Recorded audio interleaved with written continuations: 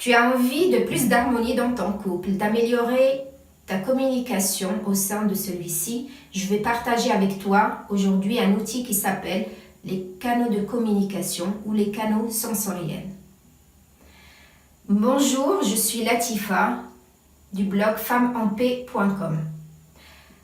Avant d'aller plus loin, je tiens à vous remercier toutes et toi en particulier. Aujourd'hui, la chaîne a atteint 100 abonnés et je suis très heureuse de pouvoir partager mes connaissances avec le plus grand nombre de femmes, de personnes et de pouvoir les aider à être mieux dans leur vie.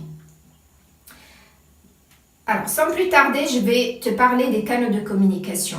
En fait, ces canaux-là sont utilisés pour acquérir de l'information de l'extérieur et mémoriser les informations au niveau de notre cerveau, de notre mental. Ça permet de connaître la stratégie de l'autre et pouvoir l'utiliser pour être sur la même longueur d'onde. Donc, ils sont en nombre de 3. Le premier, c'est le canal visuel. Ces personnes qui ont le canal de communication visuelle en dominant, ils vont stocker l'information en forme d'image dans leur tête.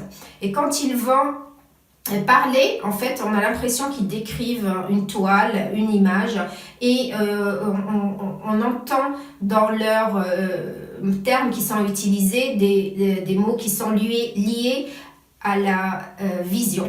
Donc ça va être regarder, voir rouge.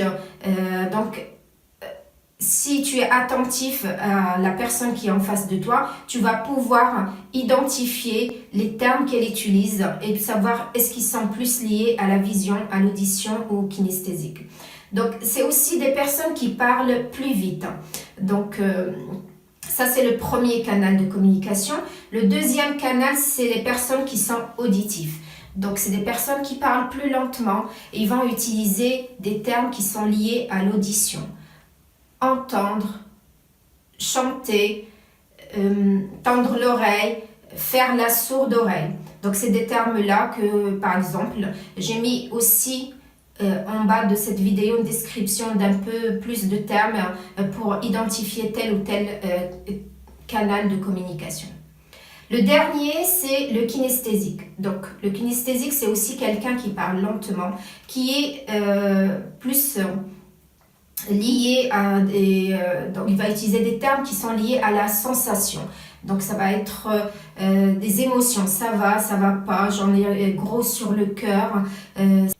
Alors, une fois qu'on a identifié ce canal-là, l'exercice que tu vas faire, c'est de savoir lequel, toi, tu utilises.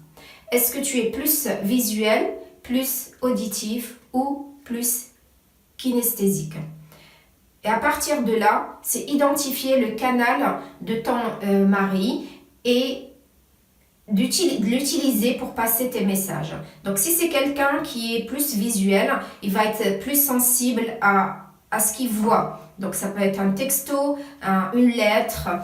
Ils sont sensibles aussi aux cadeaux. Donc, j'attire juste ton attention que ces canaux-là sont à utiliser positivement. C'est-à-dire qu'on ne l'utilise pas pour se plaindre, pour reprocher des choses, mais plutôt pour passer un message et les bonnes communications. Ça, j'ai fait une vidéo assez longue dessus, tu peux la voir ou la revoir pour justement utiliser la bonne façon de communiquer plus de ces canaux-là, parce que par exemple, je reprends un des types que j'ai utilisé, c'est d'utiliser le terme je au lieu de tu. D'accord, où là on reproche à la personne des choses et ça n'arrange pas, on va dire, la communication, mais plutôt ça va un petit peu détériorer, parce que la personne, elle va tout faire pour se justifier et prouver qu'elle a raison. C'est pas notre but. Ce qu'on veut, c'est vraiment améliorer la relation et on va dire grandir en quelque sorte pour être un bon communicant et une bonne communicante. Donc, une fois que tu as identifié le canal de ton mari, c'est de l'utiliser quand tu as un message à passer.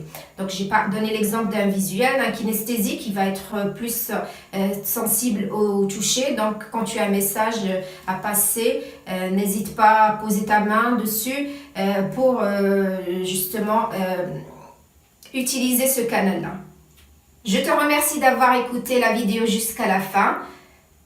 J'ai un service à te demander, c'est de partager une de mes vidéos qui t'a touché à 3-4 personnes de ton entourage qui ne connaissent pas encore cette chaîne pour atteindre l'objectif de 500 abonnés. Je te remercie, je te dis à la semaine prochaine et que la paix soit avec toi.